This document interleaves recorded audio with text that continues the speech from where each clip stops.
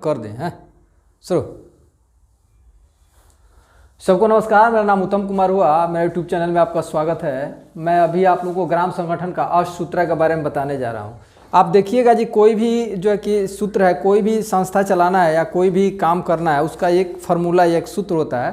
तो इसी प्रकार देखिएगा कि ग्राम संगठन का 8 सूत्र है, जो कि अगर 8 सूत्र अगर ग्राम संगठन में आपका चल रहा है तो आपका ग्राम संगठन की बहुत अच्छा से चलेगा और उसमें किसी टाइप का दिक्कत नहीं होगा।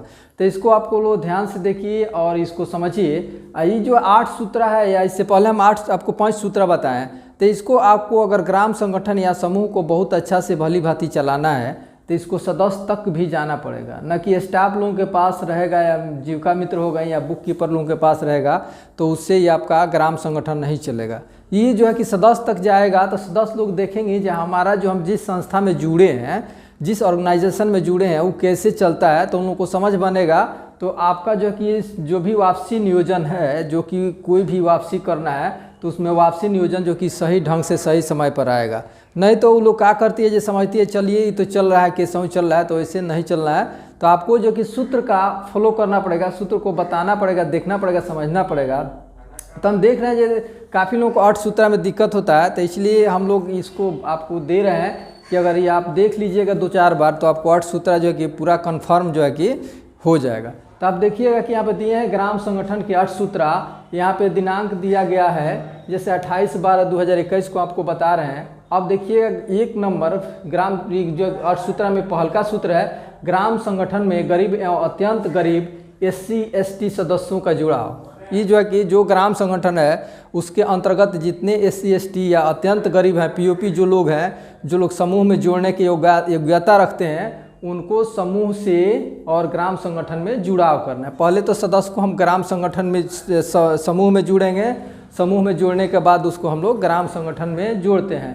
तो देखते हैं जो भी हमारा सदस्य है जो कि समूह में अभी नहीं जुड़ी है, उसको जोड़ने के लिए हम लोग प्रस्ताव लाते हैं, प्रस्ताव लिखते हैं। जो भी हमारे ग्राम संगठन प्रस्ताव लाता है कि हमारे क्षेत्र के अंदर जो लोग भी ग्राम संगठन से या समूह से नहीं जुड़े हैं, जो लोग जो कि अत्यंत गरीब या SC/ST परिवार है या विधवा विकलांग है, जो लोग कि हमारे समूह से नहीं जुड़ा है, पहले वो लोग समूह में जुड़े उसके बाद में वो लोग ग्राम संगठन से जुड़ेंगे, तो ग्राम संगठन में जो भी फैसिलिटी मिलता है उन लोगों को दिया जाएगा। तो पहला हो गया ग्राम संगठन में गरीब एवं अत्यंत गरीब SC/ST का जुड़ाव हो गया।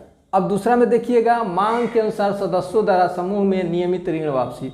मांग के अनुसार जो मांग नियोजन बनता है उसके अनुसार कह रहा है सदस्यों द्वारा समूह में नियमित ऋण वापसी। जो कि समूह से कोई टाइप का पैसा दिया जाता है, या तो बैंक लिंकेज का हो गया, ICF का हो गया, IRF का हो गया, तो जो हम मांग नियोजन बनाते हैं मांग के अनुसार उसको जो है कि ऋण को वापसी होना चाहिए, प्रत्येक मंथ में समूह में हो जाना चाहिए। अब देखिएगा 3 नंबर पे दिया है, मांग के अनुसार समूह द्वारा ग्राम संगठन में नियमित ऋण वापसी। अब देखिएगा जो ग्राम संगठन जो ऋण देता है, जैसे समान ऋण हो गया या ICF का राशि हो गया, समूह को देता है, तो उसको जो है कि उसका वापसी नियोजन बनता है। तो वापसी नियोजन वही कह रहा है मांग के अनुसार, जो मांग बनता है मांग के अनुसार ग्राम संगठन में समूह में, पहले तो सदस्य लाएगी समूह में, समूह से आएगा ग्राम संगठन में, तो वहीं कह रहा है मांग के अनुसार समूह द्वारा ग्राम संगठन में नियमित ऋण वापसी हो गया।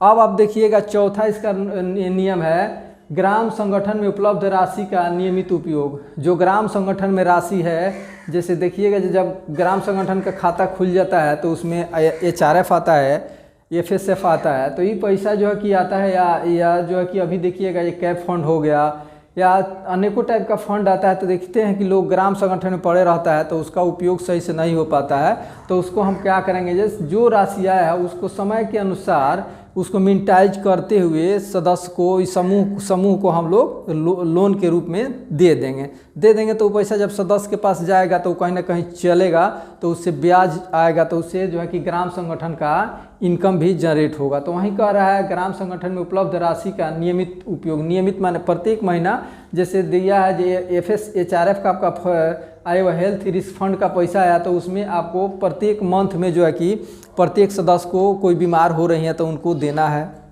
उसके बाद देखिएगा FSF का पैसा है, खरीदारी का पैसा है, तो 3 मंथ में जो है कि उसको 3 मंथ के बाद एक बार उसको खरीदारी एकदम निश्चित कर देना है, उसमें सब टाइप का खरीदारी होगा।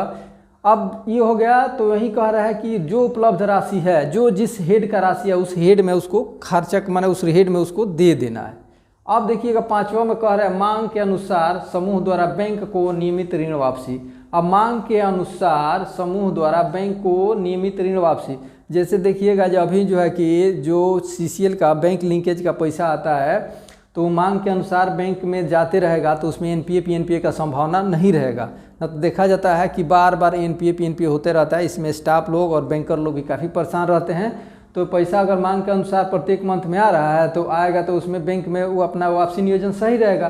तो वहीं कह रहा है 5वां मांग के अनुसार समूह को बैंक को नियमित ऋण वापसी करना चाहिए।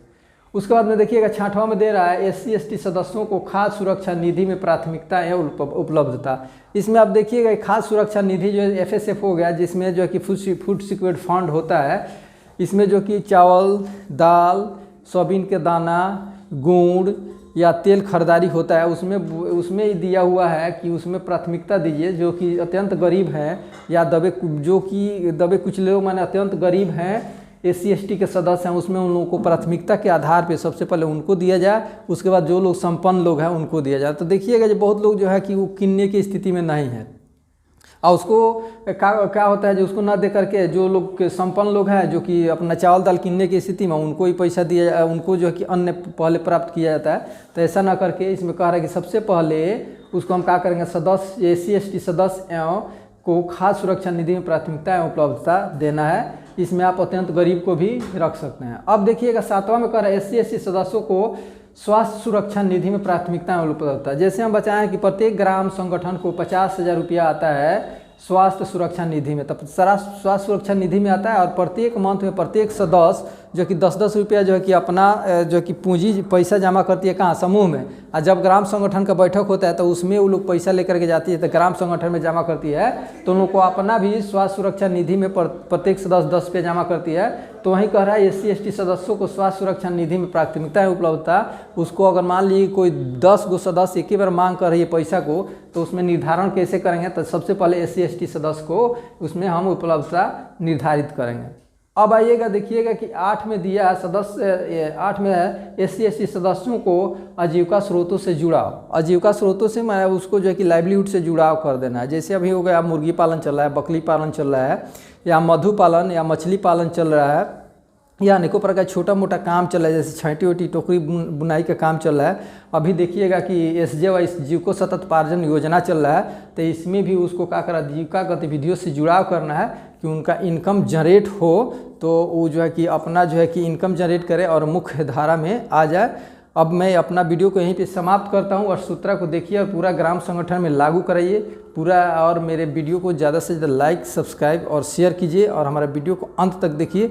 अगर आप लाइक सब्सक्राइब कीजिएगा तो हमारा जो भी वीडियो आएगा, जो भी नोटिफिकेशन आएगा वो सबसे पहले आपको जाएगा। धन्यवाद।